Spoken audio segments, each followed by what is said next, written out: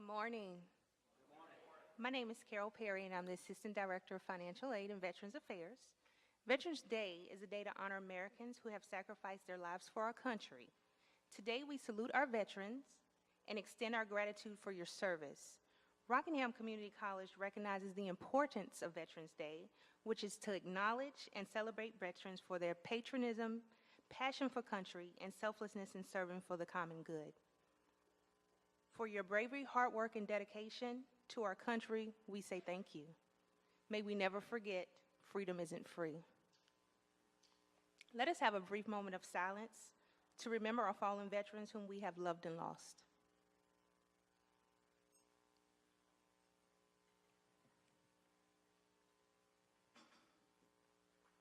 Thank you. At this time, I'd like to take a moment and ask for all servicemen and women to stand so that you can be recognized.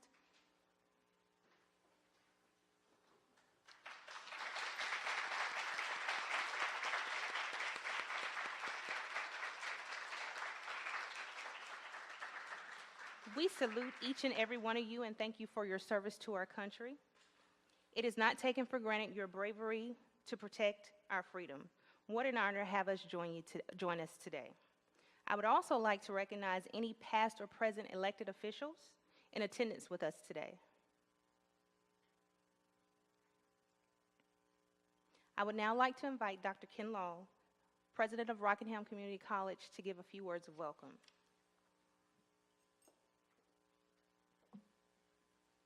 Good morning. Back in the early 1990s, when we were engaged in Desert Storm, I was hitting golf balls on a driving range at a country club where I was a member back in Lumberton. And I was hitting the golf balls beside a gentleman who I had known for a long time, and I knew about what age he was, and somehow we just got to talking about the war at the time. And I looked at him and I said, "Jesse," I said, "did you serve in World War II?" He said, "Mark, I did, but I didn't expect the answer that he was going to give me." He said, "Mark, when I was 19 years old, he said, I landed on Omaha Beach on D-Day on June 6, 1944, on the northern coast of Normandy." I said, "Oh my goodness, Jesse." I said, "How did you do that at age 19? He said, "Mark, I didn't have a choice." He said, "I was serving my country. That's what I was called to do." And he said, "I just figured I was going to die at that moment." Of course, Jesse survived and went on to have a great career in education. Also knew another gentleman that I'd known for a long, long time and had never known his role in World War II, but he had to jump off a boat in Pearl Harbor on December the 7th, 1941, because it was sinking. He survived, went on to have a good career in the retail business. There are lots of those in our midst. My oldest daughter had a high school project where she had to interview a veteran. And she interviewed a gentleman that my dad knew, and so I went with her and we taped everything, and he gave an interview of his role in the Korean conflict, where he was a spy, where he went up into Chinese and Russian territory. And he had never told that story until that day. And he was still in fear for his life. The government moved him every 2 years for the next 20 years after the Korean conflict. And he was still convinced that if found by the Russians that they would kill him. There are a lot of those in our midst that have fought for our country in various kinds of ways. And there are no group of people that I have more respect for than our veterans. And so I welcome you here to this significant event. We always need to pause to thank them for what they've done for us, because as Carol said, freedom is never free. And we're very fortunate to live in a country where we have the freedoms that we do. But it's because of what our veterans have done for us and continue to do for us every day as they serve our country around the world.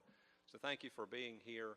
And I'm one of those that feel like that our country would be a lot better off if we all had to serve in some kind of service with our military, because of the discipline that they provide and the patriotism that is created as a result of that kind of service. But I certainly respect all of you for what you do, and thank you very much for being here today.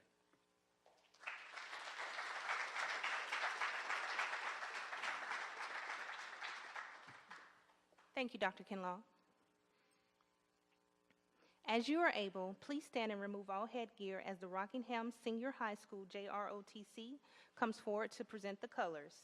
As the colors are posted, the National Anthem will be performed by our very own Natalie Horton, President of Student Government Association, and then will be led in the Pledge of Allegiance by Mr.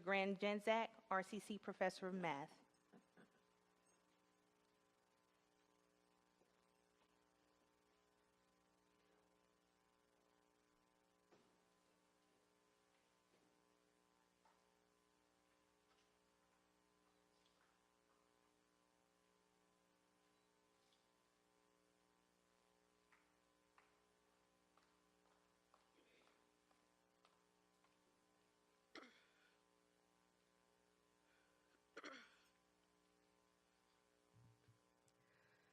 Oh, say, can you see by the dawn's early light what so proudly we hailed at the twilight's last gleaming, whose broad stripes and bright stars through the perilous fight o'er the ramparts we watched were so gallantly streaming, and the rockets' red glare, the bombs bursting in air, gave proof through the night that our flag was still there. Oh, say does that star-spangled banner yet wave for the land of the free and the home of the brave?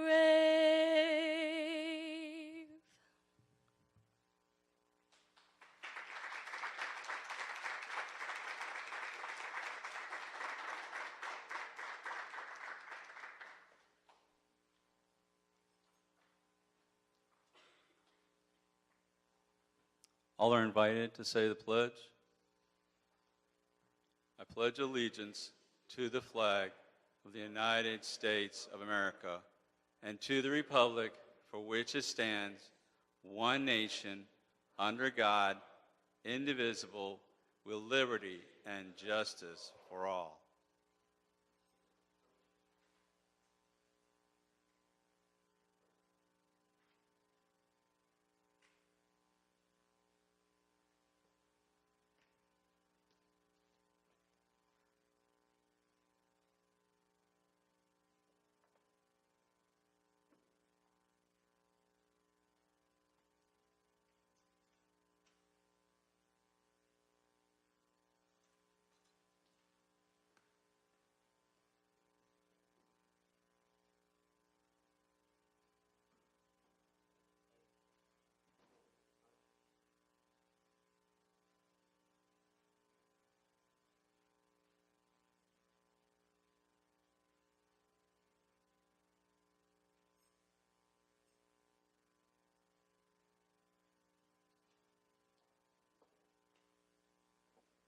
Thank you. You may be seated. Thank you to the students of the JROTC, Natalie for a beautiful selection, and Mr. Zack for leading us in the Pledge of Allegiance. We are honored and privileged to have Zack E. Reynolds, First Sergeant, U.S. Army retired, as our speaker today. First Sergeant Reynolds was born in Surrey County, North Carolina. He attended elementary and high school in Rockingham County and graduated from Charles Drew High School. He has attended various colleges, including Rockingham Community College, and is a graduate of Excelsior College in Albany, New York, where he obtained a degree in administrative management. His military career consisted of 28 years and 6 months in the United States Army and the North Carolina Army National Guard. He was trained as a field artillery crewman and has served in every leadership position from section chief to brigade field artillery senior sergeant. First Sergeant Reynolds has various military awards and declarations, including National Defense Service Medal, Vietnam Service Medal, Bronze Star Medal, Armed Forces Reserve Medal, Army Achievement Medal, Humanitarian Service Medal, North Carolina Meritorious Service Medal, and Expert Marksmanship Badge, just to name a few. After his retirement from the military in 1997, First Sergeant Reynolds began instructing JROTC at Patrick County High School, then at Fielddale Collinsville, followed by Magna Vista High School, and lastly at Moorhead High School in Eden, North Carolina, where he retired in June of 2011. First Sergeant Reynolds is active in church and civic organizations. He is a member of the Madison Masonic Lodge and a member of the Rockingham County Veterans Park Association. First Sergeant Reynolds is married to the former Mary Joyce, and they have 2 children, Malia and Zack Jr. He is also proud to have 3 granddaughters and 1 grandson. The Reynolds now reside in Madison, North Carolina. I present to you Zack E. Reynolds, First Sergeant, U.S. Army, retired.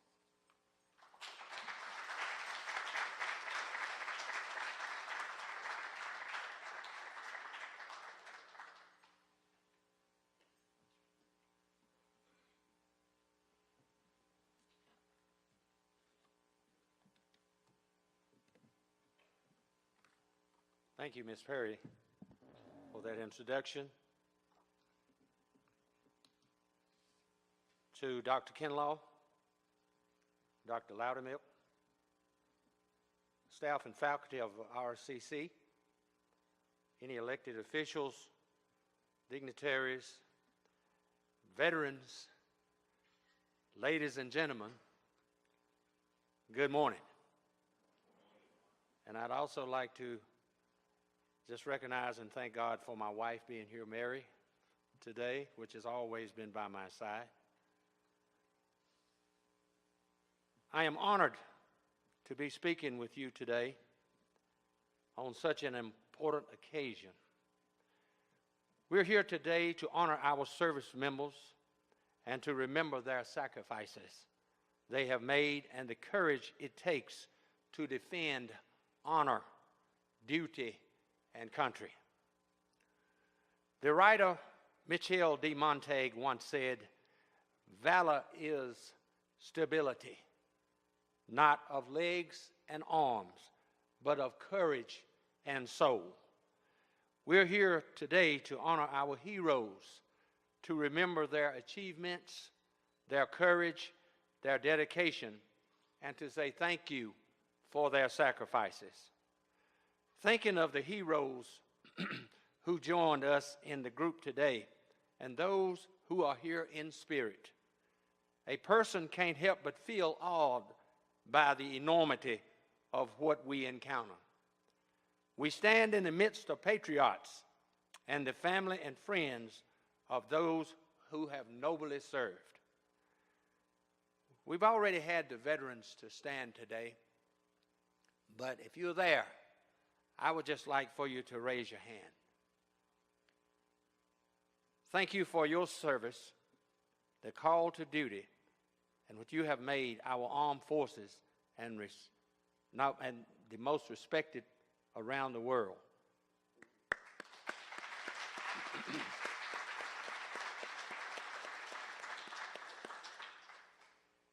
Have you noticed that every time you attend a veterans ceremony, they always ask the veterans to stand?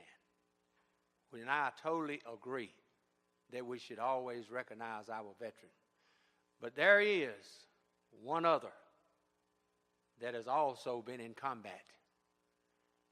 At this time, I would like to ask any family member of a veteran or service member to stand.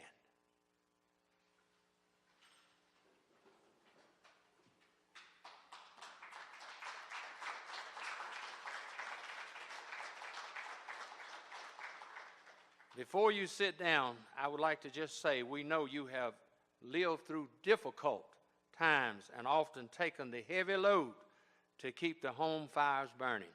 Thank you for what you have done. Let's do that again.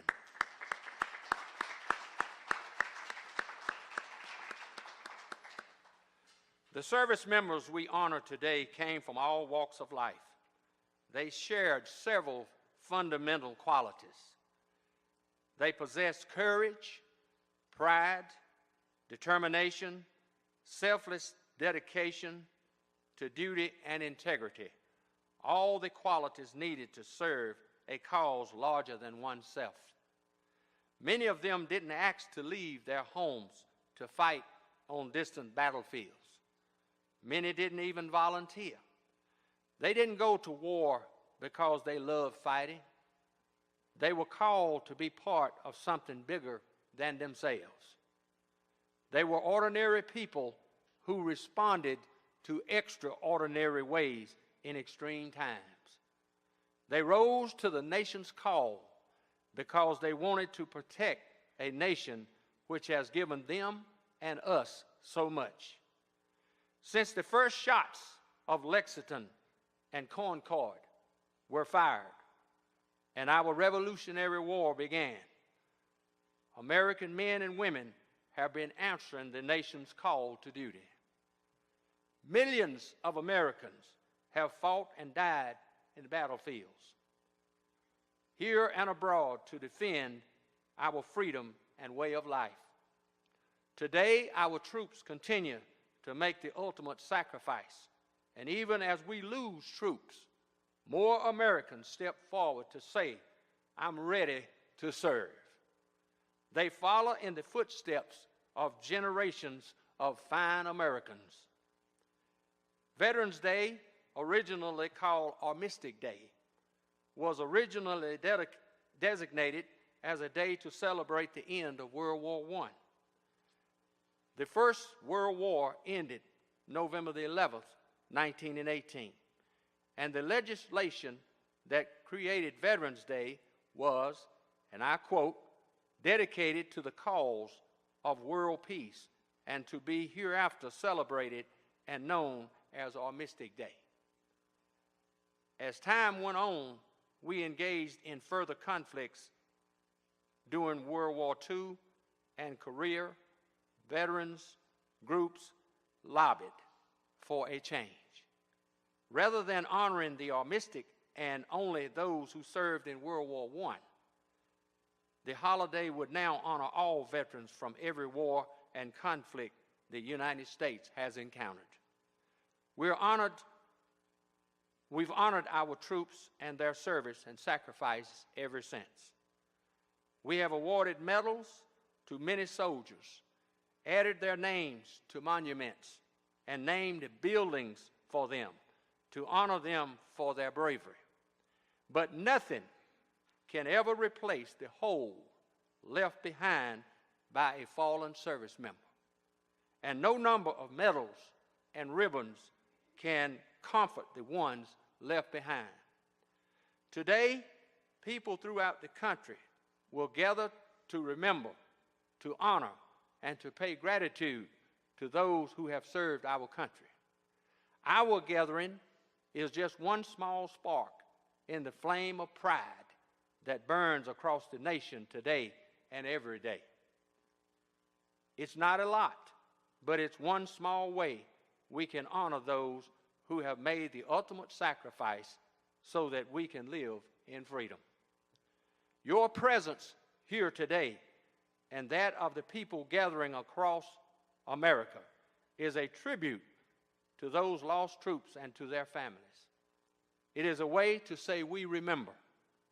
From the soldiers who shivered and starved through the winter of Valley Forge, to the doughboys crouched in the muddy trenches of France, to the platoon who patrolled the hazy jungles of Vietnam, and the young man or woman patrolling the mountains of Afghanistan.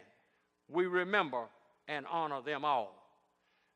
Let's make sure what we are doing here today in recognition of veterans becomes contagious in America and spread throughout the world so that they will be honored and appreciated for the sacrifices they made to provide the freedom we enjoy today. You have already heard the national anthem sung today, but I would like to share a reflection about service a second time about the national anthem as I take my seat. During the War of 1812, the British captured the city of Washington, setting fire to the Capitol building and the White House. In the blaze of cannon fire, Francis Scott Key, a lawyer living in Georgetown, could still see an American flag waving over Fort McHenry. When the bombing suddenly stopped during the night, he had no way of knowing if the flag was still there or if the American stronghold had fallen to the British. But at dawn, the American flag became visible, still intact over the fort. Key was inspired to write a poem. His brother-in-law took it to a printer, and copies were circulated around the city. This Star-Spangled Banner was adopted as our national anthem on March the 3rd, 1931. Oh, say, can you see, by the dawn's early light, what so proudly we hail at the twilight's last gleaming, whose broad stripes and bright stars through the perilous fight. Oh, the ramparts we watch were so gallantly streaming, and the rockets' red glare, the bombs bursting in air, gave proof through the night that our flag was still there. Oh, say, does that star-spangled banner yet wave over the land of the free and the home of the brave? Thank you for attending today. God bless you and your families. God bless our troops, and may God bless America.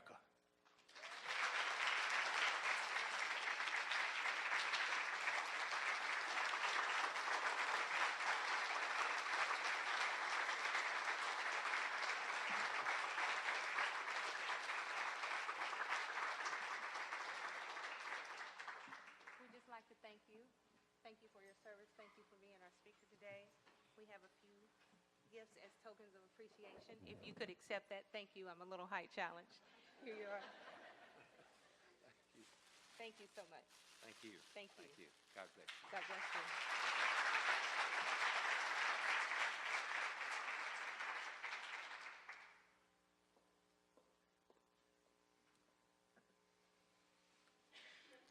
We will now have another selection by Natalie Horton, and then our closing remarks by Dr. Robert Loudermilk, who is our Vice President of Student Development.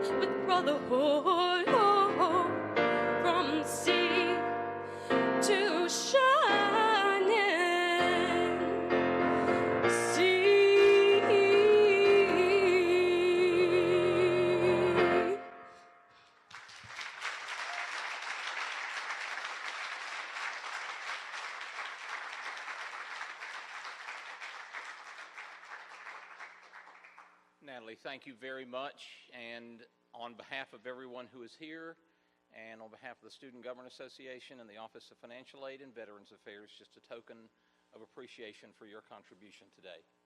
Thanks again.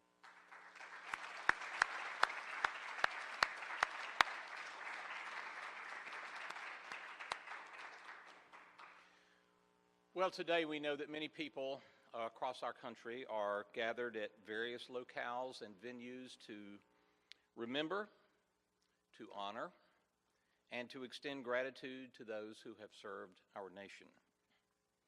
And as we heard a moment ago, we may feel like our gathering here today is small or is but just one of thousands that might be forgotten, but for us it's important, and we are pleased to take time to recognize our veterans here. And so as we come to the close of this formal program, before we have time to visit, on behalf of our Office of Financial Aid and Veterans Affairs, on behalf of our college as a whole, again, we thank you who are veterans for not only being here, but for what you have done for us through your service. In a moment, following the closing prayer, we invite you all to remain to visit and to enjoy refreshments in the hallway outside. And we ask that our veteran guests and their families be the first who are able to go through the lines for refreshments. As you are able, will you kindly stand?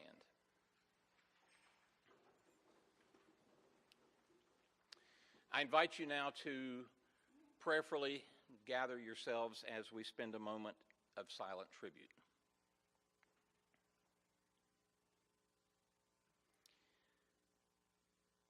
Today we remember all of those who have come before us and who have given the greatest gift to our nation, namely the gifts of their lives. Their duty, their honor, and their lives are precious and must never be forgotten.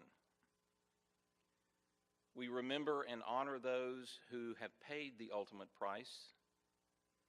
We are grateful for those who have served and who are still with us to share memories and to continue to help us be mindful of the freedoms for which those in uniform have served in order to protect. Let's go forth, never falling short, in recalling the service that has been given on our behalf as we honor all veterans, as we follow the paths that their lives have carved out for us, as we remember the cost, and as we hold firm in our hearts the cause and the cost of freedom. Amen. Thank you, and go forth.